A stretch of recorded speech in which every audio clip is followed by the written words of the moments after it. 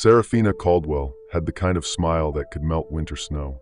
At 19, she possessed an infectious optimism that drew people to her like moths to flame. Her friends at Riverside University in Northern California often joked that she was too good for this world, a statement that would later carry a haunting weight none of them could have imagined. Standing barely 5 feet tall with curly auburn hair and freckles dancing across her nose, Seraphina was studying architecture with dreams of designing sustainable housing for low-income families. She volunteered at the local animal shelter every weekend, sent care packages to her younger brother at boarding school, and called her parents in Oregon every Sunday without fail. May 25, 1996, started like any other Saturday for Seraphina. She spent the morning at the campus library, sketching building designs and reviewing structural engineering principles. Her roommate, Jessica Martinez, remembered Seraphina humming while she got ready for what would be her final night out. She was wearing this lavender sundress, Jessica would later tell investigators, her voice breaking. She said it was her lucky dress because she'd worn it to her high school graduation. She was so excited about the party. The party was at a house just off campus, thrown by members of the Riverside University fraternity. Seraphina rarely attended such gatherings, preferring quiet nights with close friends or study sessions at the coffee shop downtown. But her friend Miranda had convinced her to come, promising it would be a small, intimate gathering. She needed to get out more, Miranda would tearfully explain to detectives. She was always so focused on her studies. I just wanted her to have fun. The party was louder and more crowded than Seraphina had expected. By 11 p.m., she was ready to leave, feeling overwhelmed by the chaos and the heavy drinking around her. Several witnesses would later recall seeing her trying to find Miranda to say goodbye, but her friend was nowhere to be found. That's when she encountered Derek Brennan. Derek was a senior at Riverside University, a pre-law student with a carefully crafted reputation as a charming ladies' man. At 6 feet tall with dark hair and an easy smile, he had a way of making people feel special with his undivided attention. But beneath the surface, Derek harbored a darker nature that few people ever witnessed. He offered to walk her home, said Tommy Chin, a witness who saw them talking near the front door. She seemed hesitant at first, but he was being really persistent. He kept saying it wasn't safe for her to walk alone. Security footage from a nearby convenience store captured the last confirmed sighting of Seraphina Caldwell at 11:47 p.m. She was walking with Derek Brennan, her arms wrapped around herself as if cold, while he gestured animatedly beside her. The image would become seared into the memories of everyone who loved her. Seraphina never made it home that night. When Seraphina failed to return to her dorm room by Sunday morning, Jessica initially wasn't worried. But as the hours stretched into afternoon without a word from her conscientious roommate, anxiety began to creep in. Seraphina never stayed out all night, Jessica told campus security. She always called if she was going to be late. Always. By Sunday evening, Jessica contacted Seraphina's parents, Robert and Helen Caldwell, who immediately drove down from Oregon. The sight of their daughter's untouched bed, her favorite teddy bear still propped against her pillow, shattered something inside them that would never fully heal. Campus police began a preliminary investigation, but it wasn't until Monday that the Riverside County Sheriff's Department took over the case. Detective Sarah Winters, a seasoned investigator with 15 years of experience, was assigned as the lead detective. From the moment I walked into that dorm room, I knew something terrible had happened, Detective Winters recalled years later. Seraphina's entire life was there, her planner with detailed schedules, her wallet, her car keys. This wasn't a girl who had run away or gone somewhere voluntarily. The first major break came when investigators interviewed partygoers. Multiple witnesses confirmed that Derek Brennan had been the last person seen with Seraphina. When detectives went to question him, they found his behavior immediately suspicious. He was too calm, Detective Winters noted. When someone tells you that you might be the last person to see a missing girl alive, the normal reaction is shock, concern, a desire to help. Derek just sat there with this blank expression, like we were asking him about the weather. Derek's story was simple and consistent. He had walked Seraphina partway home. They had talked about classes and career plans, and then she had continued on alone when they reached the intersection near her dormitory.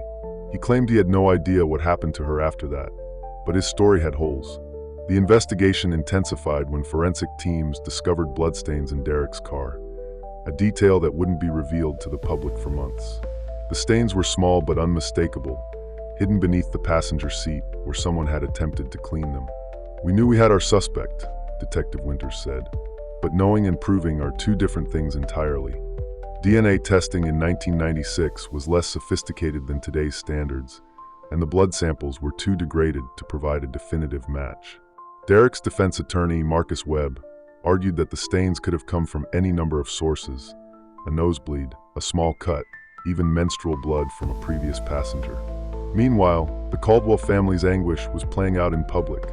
Robert Caldwell, a quiet man who ran a small construction company, found himself thrust into the role of advocate and spokesperson. Helen Caldwell, a kindergarten teacher, could barely speak without breaking down. "Every morning I wake up, and for just a split second, I forget," Helen told reporters. "Then it all comes flooding back, and I have to live through losing her all over again." The media attention brought both support and scrutiny. Volunteers organized search parties that combed through the hills and valleys surrounding Riverside University. The Caldwell family received thousands of letters from strangers offering prayers, support, and potential leads. But it also brought unwanted attention to Seraphina's personal life. Tabloid reporters dug through her past, looking for any detail that might suggest she was somehow responsible for her own disappearance. They found nothing because there was nothing to find. As months turned to years, the investigation stalled. Derek Brennan graduated from Riverside University and enrolled in law school at UC Berkeley, seemingly untroubled by the shadow of suspicion that followed him. He maintained his innocence, rarely speaking to reporters but always accompanied by his attorney when he did. Detective Winters refused to give up. She kept Seraphina's case file on her desk, reviewing it regularly, following up on every new tip that came in. She attended conferences on missing persons cases, studied new forensic techniques, and maintained regular contact with the Caldwell family. "I made a promise to that girl," she said. "I promised her she wouldn't be forgotten, that we would find the truth. I wasn't going to break that promise." The years were brutal for the Caldwell family. Robert's construction business suffered as he struggled to focus on work. Helen took extended leave from her teaching position, unable to bear the sight of young children when her own child was missing. Their marriage, once strong, began to crack under the relentless pressure of grief and uncertainty. "We were living in limbo," Robert recalled. "We couldn't grieve properly because we didn't know if she was dead. We couldn't move forward because we didn't have answers. We were just stuck." The family held vigils every year on the anniversary of Seraphina's disappearance. The crowds grew smaller each year, but the core group of supporters never wavered. Jessica Martinez, now married with children of her own, never missed a vigil. Miranda carried guilt about convincing Seraphina to attend the party, dedicating her life to victims' rights advocacy. In 2014, 18 years after Seraphina's disappearance, technological advances in DNA testing provided new hope. The California Department of Justice had developed more sophisticated methods for analyzing degraded biological samples, and Detective Winters, now a lieutenant, convinced the district attorney to authorize retesting of the blood evidence from Derek's car. The results were unambiguous. The blood belonged to Seraphina Caldwell. "When I got that call, I had to sit down," Lieutenant Winters recalled. "After all those years, we finally had the proof we needed." But Derek Brennan, now a successful defense attorney in San Francisco, had developed a more sophisticated legal strategy. His new defense team argued that the blood evidence was contaminated, that the chain of custody had been compromised, and that the testing methods were unreliable. The legal battle stretched on for 2 more years. Derek's attorneys filed motion after motion, seeking to have the evidence thrown out. The Caldwell family, now in their 70s, watched helplessly as their daughter's case became a legal chess match. "We were so close," Helen said during this period. "I could feel it, but I was terrified that somehow he would slip away again." The case took a dramatic turn in 2016 when a former Riverside University student named Amanda Torres came forward with new information. Amanda, now a social worker in Los Angeles, had been haunted by a memory from the night Seraphina disappeared. "I was walking back to my dorm around midnight," Amanda testified. "I saw Derek's car parked behind the maintenance building. I thought it was weird because it was so isolated back there. But what really stuck with me was that I could see someone in the passenger seat who looked like they were slumped over." Amanda had been too frightened to investigate at the time, and in the chaos following Seraphina's disappearance, she had convinced herself that what she saw wasn't important. But the guilt had eaten at her for 20 years. "I keep thinking, what if I had done something? What if I had called someone? Maybe Seraphina would still be alive. This testimony, combined with the DNA evidence, was enough for District Attorney Patricia Hoffman to finally file charges. On October 15, 2016, Derek Brennan was arrested at his San Francisco law office on charges of first-degree murder. The arrest made national headlines. Derek, now 42 years old, was led away in handcuffs while his colleagues and clients watched in shock. The successful attorney, who had built his career defending others, was now facing the fight of his life. The trial began in March 2017, 21 years after Seraphina's disappearance. The courtroom was packed every day, with the Caldwell family sitting in the front row, their faces etched with decades of pain and hope. Prosecutor Jennifer Nash painted a picture of Derek Brennan as a predator who had targeted Seraphina because she was vulnerable and alone. The evidence was largely circumstantial, but it was compelling. Derek was the last person seen with Seraphina. Her blood was found in his car, and he had lied repeatedly about his interactions with her that night. Derek Brennan saw an opportunity, Nash told the jury. He saw a young woman who was isolated, who had been drinking, who was trying to get home safely, and he took advantage of that vulnerability in the most heinous way possible. The defense, led by renowned attorney Catherine Mills, argued that the evidence was insufficient for a murder conviction. They pointed out that Seraphina's body had never been found, that the blood evidence was minimal, and that Amanda Torres's testimony was unreliable after 20 years. The prosecution wants you to convict my client based on suspicion and circumstantial evidence, Mills argued. But in America, we don't convict people based on what might have happened. We convict them based on what we can prove beyond a reasonable doubt. The most powerful moment of the trial came when Helen Caldwell took the stand. Now 75 years old, her voice was barely above a whisper, but her words carried the weight of 2 decades of grief. Seraphina was the light of our lives, she testified, tears streaming down her face. She had so much to give to the world. She wanted to help people, to make a difference. That man took all of that away, not just from her, but from everyone who would have been touched by her life. The jury deliberated for 3 days. During that time, the Caldwell family barely slept, barely ate. 21 years of waiting had come down to 12 strangers deciding whether Derek Brennan would finally face justice for what he had done to their daughter. On April 18, 2017, the jury returned with their verdict, guilty of first-degree murder. The courtroom erupted. Helen Caldwell collapsed into her husband's arms, sobbing with relief and exhaustion. Robert Caldwell, who had held his family together through 2 decades of uncertainty, finally allowed himself to break down. Derek Brennan showed no emotion as the verdict was read. He sat perfectly still, his hands folded in his lap, as if he were listening to a weather report rather than a decision that would determine the rest of his life. "We did it, Seraphina," Helen whispered. "We finally did it." Derek Brennan was sentenced to life in prison without the possibility of parole.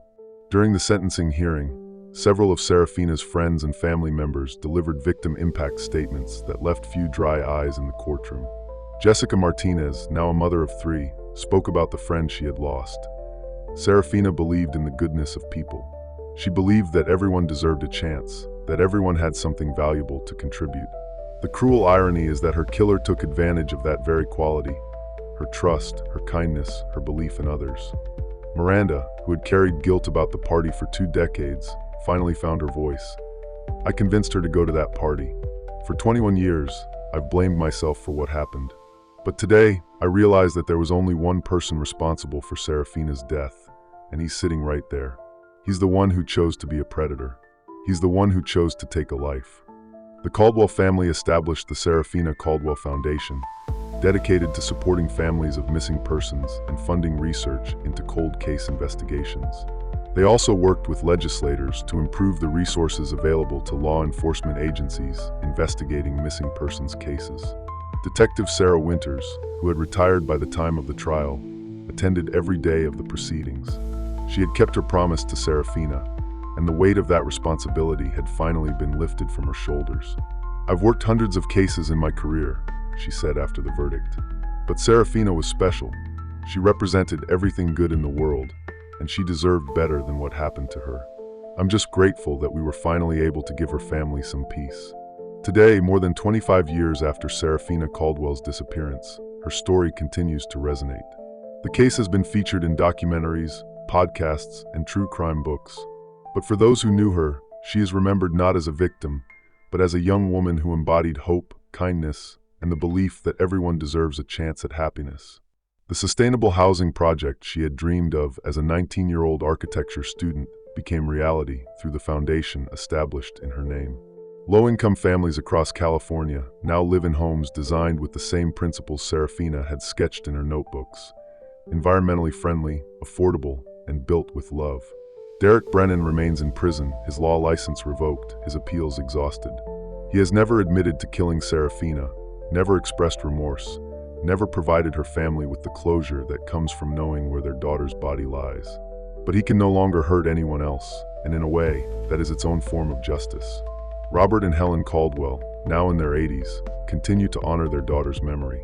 They speak at conferences about victim advocacy, support other families going through similar ordeals, and maintain the foundation that bears Seraphina's name.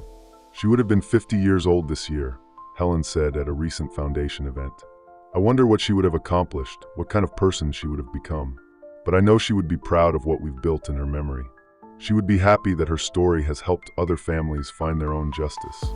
The investigation into Seraphina Caldwell's disappearance spanned 2 decades and involved dozens of law enforcement officers, forensic experts, and legal professionals. But at its heart was a simple truth. A young woman with dreams and aspirations had been taken from the world too soon, and the people who loved her refused to let her be forgotten. In the end, justice wasn't just about convicting Derek Brennan.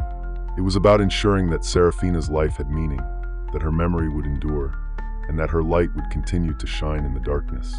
As her father Robert often says, Seraphina always believed that good would triumph over evil. It took 21 years, but she was right. She was always right.